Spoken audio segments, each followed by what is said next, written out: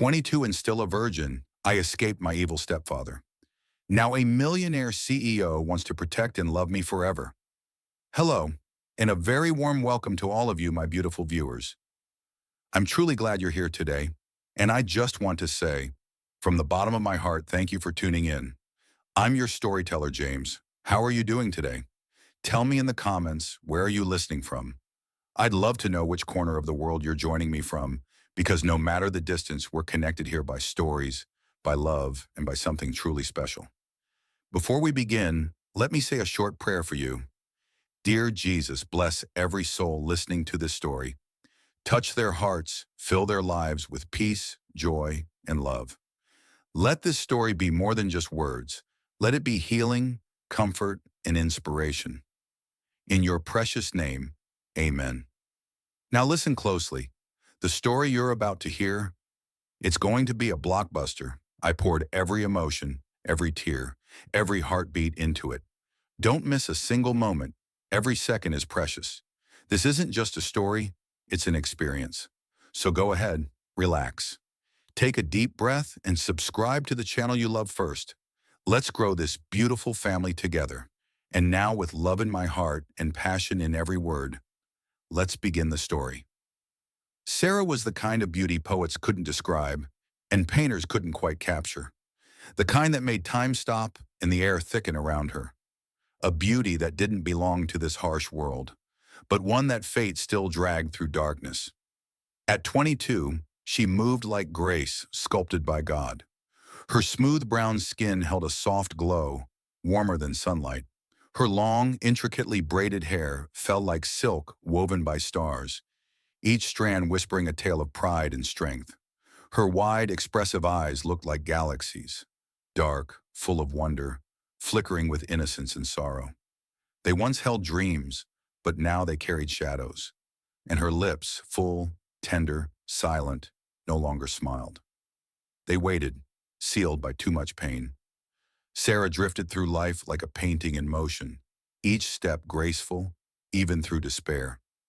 Shoulders that once shook with laughter now slumped beneath invisible burdens. Her slender hands clung tightly to any remaining hope she could find. She used to dance barefoot in her mother's garden, dreaming of love beneath moonlit skies. But after her mother's last breath, everything faded. The sunlight, the warmth, the safety, and what was left was a man with predatory eyes. Her stepfather had once been quiet, lurking behind walls. But after the funeral, he changed. His eyes stayed too long, his presence growing like poison, his words once harmless, now twisted. "You're growing into a beautiful woman," he'd say, but his tone made her skin crawl. The house that once smelled of food and love now echoed with fear, and the thud of his footsteps, each one heavier, each one closer to a boundary he was ready to break. He began to invade her space, hovering behind her, brushing past in the hall, sitting too close, his breath hot, his eyes searching. She dreaded the creak of the stairs after dark. Each sound a threat, even when no words were spoken. She locked her door, clutched her pillow, prayed for strength, but even walls couldn't shield her from his eyes, his energy, his sickness. And every night, fear grew thicker, an invisible fog pressing against her chest. He drank more now, slurring his steps, muttering nonsense. Sometimes he sat outside her door. Once he whispered her name, slow, slurred, terrifying. That's when she knew. He was waiting for the right moment to violate everything sacred. She tried to disappear, ate quickly, cleaned quietly, became invisible. But he was always there, a storm cloud brewing, waiting to devour her whole. Until one night the storm broke, and she knew she had to run. That night, everything changed. A bottle shattered downstairs. His steps, loud, uneven, climbed toward her room. Her heart thundered in her chest as she tried to lock the door, but he was already there. Drunk, eyes bloodshot, darkness in his face. He leaned into the doorway, lips twisted in a sick sneer, and slurred, "Tonight I'll take your virginity." Time stopped. The world tilted, and everything inside her screamed, "Run." Her legs moved before her thoughts could. She shoved past him, barefoot, heart pounding like a war drum. down the stairs, through the door, into the cold night. The wind bit at her skin. The pavement burned her feet. Behind her, he called her name, staggering, cursing, but she never looked back. Her braids flew behind her like a banner of rebellion. Her brown skin shimmered under streetlights like defiance set on fire. She wasn't a victim anymore. She was pure will, fear in her lungs, hope in her heels. The night was cold, moonless, her feet raw, but she ran. Every step away from that house was an act of freedom, of refusal. The house was no longer home. It was a cage, a curse, a nightmare. Her stepfather's voice still echoed behind her, but she kept running because to stop meant to die. Not just the body, but the soul. His threats chased her like wolves, but she didn't stop. Trees blurred, breath burned. The world around her turned to shadows and speed. Her only destination, away. Her only goal, survive. The night air whipped against her, cutting deep. Her bare feet bled, but she pushed on. She had nothing, not even a plan, only movement, only flight. But fate, cruel and strange, had another twist waiting in the dark. As she reached the roadside, a black car appeared. Its headlights blazed toward her like fire from heaven. She froze. The car swerved, but not fast enough. It clipped her side and she crashed to the ground. Pain rippled through her body. She gasped for breath, tears and terror blinding her. Then a shadow loomed, a tall man with broad shoulders and piercing eyes that held something she hadn't felt in a long time. Safety. "Are you okay?" he asked. His voice broke through her panic like sunlight through fog. She couldn't speak. Her lips wouldn't move. She nodded, trembling. Something in his eyes steadied her, like calm after a hurricane. Then he bent down, gently lifting her. His hands were strong but tender, no threats in his grip. Just care. She leaned into him, barely able to stand, and he whispered, "I'm taking you somewhere safe." His promise floated over her like a lullaby. She didn't protest, couldn't. He guided her to the car, his presence like a shield. Inside it was warm, the leather cool against her skin. Her mind spun, trying to process the past hour, the escape, the fear, the pain. But she was away, for now. He didn't question her, just drove, glanced at her now and then, like he was guarding a treasure, not prying, just present. Time passed in silence, heavy but not uncomfortable. Then the car slowed. A mansion emerged from the darkness, its lights soft, golden, welcoming. She blinked, disbelieving. He opened her door and caught her when she stumbled. "We're here," he said, voice steady. She looked at him, this stranger who'd saved her, and something in her chest loosened for the first time in years. "Come inside," he whispered, and she followed. Inside, a woman waited, warm, kind, her silver hair glinting beneath the chandelier's glow. Her question everything she thought she knew about safety and connection. Colin didn't ask questions. He didn't pry. But his silence, filled with quiet understanding, felt louder than any words. And in those fleeting moments when their eyes met, Sarah could feel the walls around her heart tremble, threatening to fall, yet somehow keeping her upright at the same time. Each night, as she lay in the soft guest bed under thick, luxurious covers, the villa's warmth cocooning her, she found her thoughts drifting toward him. The way he moved with quiet confidence, the rare, almost imperceptible smile he gave when she laughed in the kitchen, the way he always seemed to be where she needed him, even before she realized it herself. He was a mystery, a man carved from silence and shadows, and yet there was nothing cold about him. Sarah didn't know what this new life meant. She didn't know why this family had opened their door to her, or what role she was meant to play in their lives. But as the days turned to weeks and the house became more than a shelter, became a place of growth, of rebirth, she began to see glimpses of a future she had never dared to imagine. And at the center of that fragile, blooming vision stood Colin, silent, steady, watching. But perhaps she dared to think, just perhaps, he was waiting for her to see him too. Colin radiated a quiet fury, the kind that didn't need shouting to be felt. It hummed through the air like a silent threat. And from where Sarah stood with her hands clenched tightly, it sent a jolt of both fear and awe through her chest. She watched from the shadows as he stepped between her and the man who had haunted every step she took for years, her stepfather. Bold and brazen as ever, the man had no idea what storm he was walking into. He came to the villa gates wild-eyed, demanding, as if Sarah were a possession to be reclaimed, another thing to dominate. But Colin didn't flinch. He moved with purpose, his body positioning itself squarely in the man's path. The air grew thick with tension. Time itself seemed to hesitate. Then, breaking the silence, Colin's voice cut through the stillness, low and seething. "If you ever come near Sarah again, I'll bury you myself." With one swift motion, he grabbed the man by the collar and lifted him clean off the ground, as if his strength came from somewhere deeper than muscle, from pure, righteous rage. Sarah's breath caught in her throat as she watched her stepfather flail, for once stripped of power. His eyes widened, panic overtaking arrogance, his face paling as the gravity of Colin's wrath dawned on him. He had always been the one to instill fear, but now against Colin's unyielding fury, he was nothing, just a man unraveling. Colin was immovable, his fury not chaotic but focused, protective. And in that moment, Sarah felt something shift inside her. She was no longer the helpless girl he used to control. For the first time in her life, someone was standing between her and her nightmares. Not with promises, but with action. It wasn't just Colin's strength that shook her, it was the emotion behind it, the raw, fierce protectiveness in his eyes that spoke louder than any vow. Tears blurred her vision. Her heart swelled with something she hadn't felt in years. Safety, gratitude, a strange, overwhelming sense of being cherished. Her stepfather, the source of her deepest wounds, was nothing now. Colin held the power, and he wielded it for her. As Colin threw the man aside, letting him fall like trash to the ground, his gaze never faltered.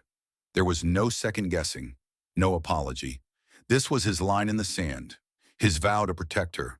And standing there, bathed in the warmth of firelight and the storm's howl outside, Sarah knew something had changed.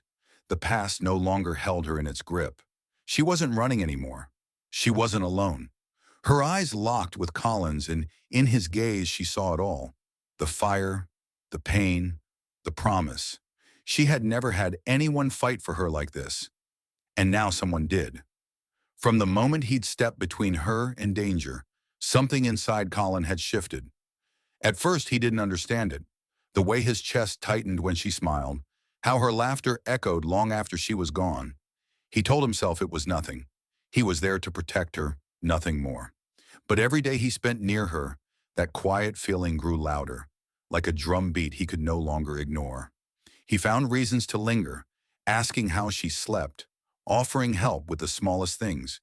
He stayed close, always watching, always guarding, but never letting her see how deeply she had begun to matter. Sarah noticed, slowly at first, but undeniably. In the stillness of her new life, she began to feel again. And Colin was at the center of that awakening. She noticed how he looked at her, not like a fragile thing, but like someone worth protecting, worth seeing. She felt her pulse quicken when he was near, caught herself brushing her hair more carefully, applying makeup not for vanity, but to feel like herself again, for the woman she was beginning to see through his eyes. He didn't see her as broken, and because of that, she stopped seeing herself that way too. Their connection deepened with every shared silence, every lingering glance. Sarah had never known love that didn't demand or destroy, but with Colin, there was something sacred, a reverence that made her feel whole. It terrified her, but it also made her hope. She began to fall, not in reckless abandon, but with careful wonder. Colin, meanwhile, wrestled with his feelings in silence. Every time she looked at him with trust, something inside him ached. He wanted more than protection. He wanted her, but he couldn't let her know. Not yet. She had been through enough. And so he hid his heart behind quiet gestures and distance. But his restraint was cracking. He found himself staring too long, thinking about her when he should be sleeping. It was a slow torture, beautiful and unbearable. Then came the storm. The wind howled against the windows. the rain a steady drumbeat against the glass. Inside, the fire burned low, casting golden shadows across the room. Sarah entered, her black dress clinging softly to her form, her braided hair falling over her shoulder like silk. There was a grace to her, an effortless confidence that stole the air from the room. Colin turned and saw her, and everything inside him went still. She paused near him, their eyes meeting. The air between them tightened, charged with something unspoken but undeniable. The world outside, the storm, the past, the pain, disappeared. There was only this moment, and in that moment, Sarah felt it too. A spark, a shift. Her breath caught, her heart fluttered. She wasn't afraid anymore. She was ready. And though neither of them moved, everything had changed. The words burst from her like a prayer, a truth too big for silence. As soon as she said them, a breathless joy swept over her, lifting her onto her toes, her arms instinctively reaching for him. Colin rose to his feet, his eyes never leaving hers, and in one graceful motion, he pulled her into his embrace. They stood there, surrounded by falling cherry blossom petals like confetti from the heavens, time stretching and softening as if the world had paused just to honor this vow. His lips found hers again, not with urgency, but with the gentle reverence of a man who had waited his whole life to be this certain, this complete. It was a kiss that spoke of tomorrows, of shared sunrises and sleepless nights filled with whispered dreams. It was home. When they finally pulled apart, their foreheads rested together, breaths mingling, hearts thundering. "I love you," she said as if tasting the words for the first time, letting them fall from her lips like petals. "I didn't know I could feel this way again. But you, Colin, you changed everything." He smiled, his thumb brushing away the tears trailing down her cheek. "You brought me back to life, Sarah, and I'll spend the rest of mine making sure you never forget how deeply you're loved." And with that, they stood beneath the blossoming tree, wrapped in a silence that needed no words. The storm had passed. The air was still. The earth seemed to exhale.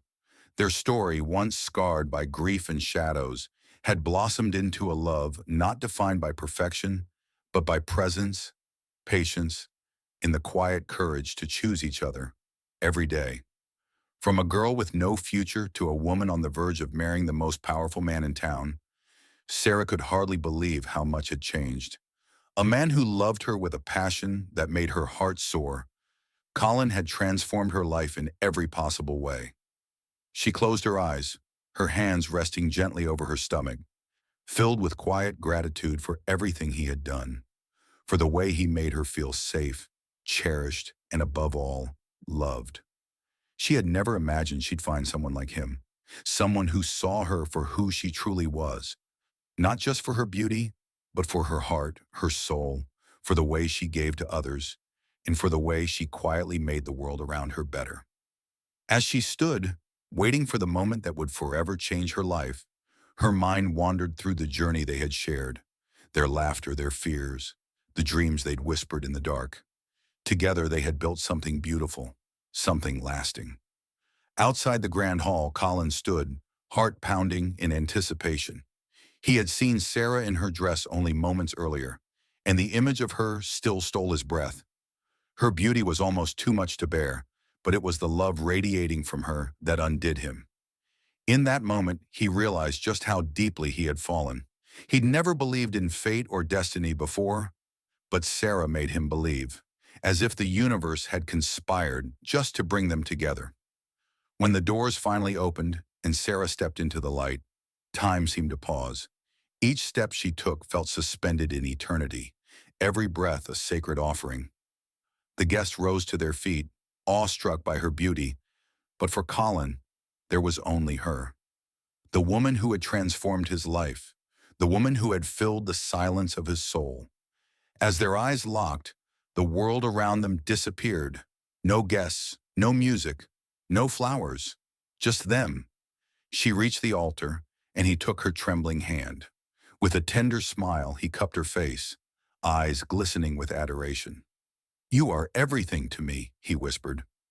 The officiant began the ceremony, but their silent vows spoke louder than words. A promise exchanged through a single gaze, unspoken but understood. When it came time for the vows, Colin spoke first, his voice thick with emotion. Sarah, you came into my life when I least expected it, and from that moment I knew. You've shown me love, joy, and peace. I promise to protect you, to stand by you, and to love you with all that I am for the rest of my life. Sarah's eyes shimmered with unshed tears. Colin, I never imagined a life like this, filled with love, laughter, and warmth. You've given me everything I dreamed of. I promise to be your home, your peace, and to love you with all I have. They exchanged rings, his fingers steady, hers trembling with tenderness. As the officiant pronounced them husband and wife, the room erupted in applause.